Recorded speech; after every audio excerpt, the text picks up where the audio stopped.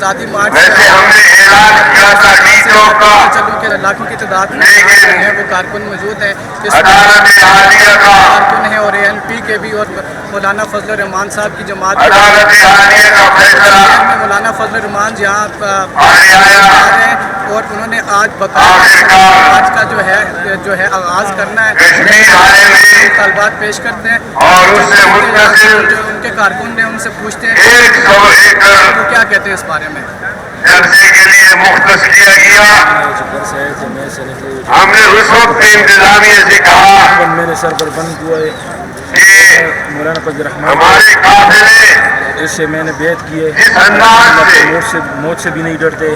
جی یہ مولانا فضل ان الرحمان کے پاس 5,000 میں نہیں ہوں گے، موت سے بھی نہیں ڈرتا، اگر بات ان کے پاس 10,000 میں نہیں ہوں گے، میں پیچھے نہیں ہٹوں گا۔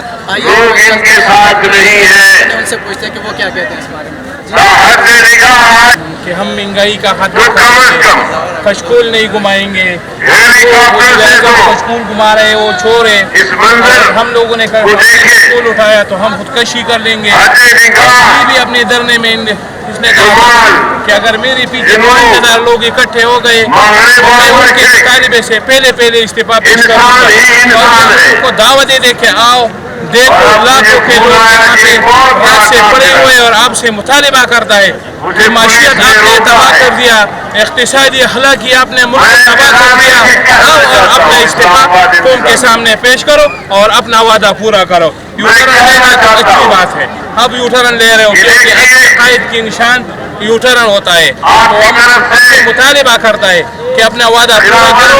معیشت، مہنگائی، بے روزگاری، ان نے عوام کا جینا حرام کر دیا، تو آؤ اور اپنا استعفیٰ عوام کے سامنے پیش کرو۔ ان کے آپ نے مطالبات سنے، ان کا کہنا ہے کہ وزیر اعظم مستعفی اور اس کے ساتھ ساتھ جو ہے انہوں نے کہا تھا کہ جی اگر 10 ہو جائیں اکٹھے ہو گئے تو میں قافلے پرامن ہے۔ یہ ہے کہ یہ جو آزادی مارچ ایک ہفتہ ہوا کراچی سے قافلے چلے ہیں، حکومت مذاکرات سے ان کے ساتھ رات یہاں مذاکرات کرے گی یا پھر 3-4 بجے پہنچے ہیں پشاور سے۔